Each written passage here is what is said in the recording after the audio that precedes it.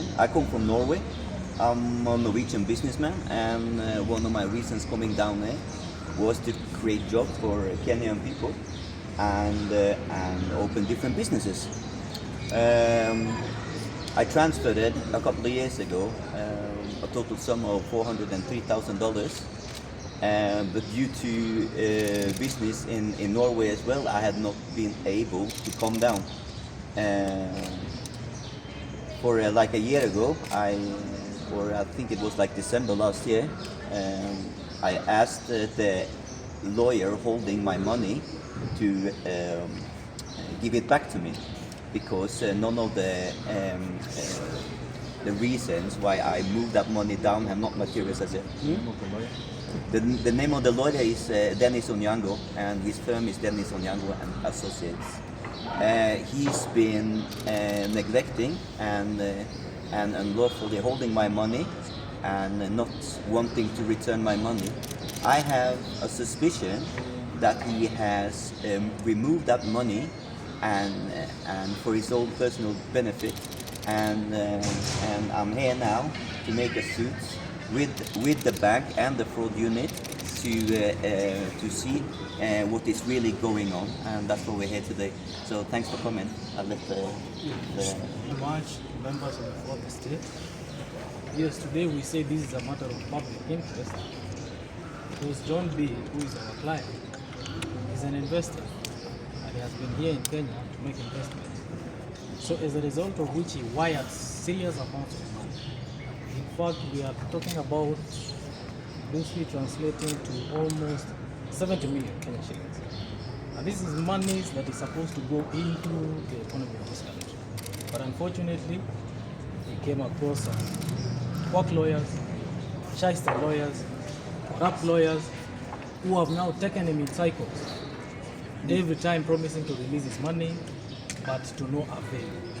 We are therefore appealing to the members of the public to be wary of such lawyers. But most importantly is that the Commercial and Tax Division of this High Court is also very suspicious. We need to tell our judicial officers to be very careful in the manner in which they handle these cases. Because as it were, if you allow me just 1 minute to delve into this matter, is that this matter came into the courts last year. But to this minute, we are still yet to get justice for our client. Therefore, we are calling for all the parties, and more so the judicial officers, and specifically the Commercial and Tax Division of this High Court, to move with maximum speed and minimum delay to ensure that our client has gotten justice. That's all for now. Thank you. Before Milimani High Court, Commercial and Tax Division. The first case is in Milimani High Court in commercial case number 2001 of 2025, and the second case is in Number 756. Is number is 756 of 2025. That is John B versus in Dennis Onyango, trading as Dennis Onyango and Company Advocates. So all these matters have been pending before the Commercial and Tax Division of the High Court. So the gist of the story is our client Ali Joshua. He was promised, not John B, but Zico Training Limited. He was promised that there was a lucrative deal whereby he was to purchase in a certain kilograms of gold. But having deposited these funds to the lawyer's account, there was nothing like gold forthcoming. And the monies also have not been forthcoming. That's why we have been camping before the High Court, Commercial and Tax Division of the High Court. So as a wake-up call to the people of the Republic of Kenya, we are calling them to be wary. Hizi vitu wanaitanga wash was, sijui gold, sijui nini, is not in existence. Like our client here, my client Zico Trading Limited, and also one of our clients, also John B. Silheim, whereby even him has been swindled and conned of his legitimate earnings. That's why we wanted to bring to the fore and attention of the nation.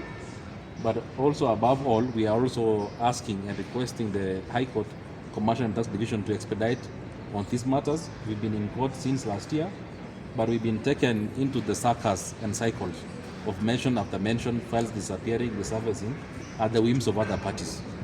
So that is all what we wanted to say.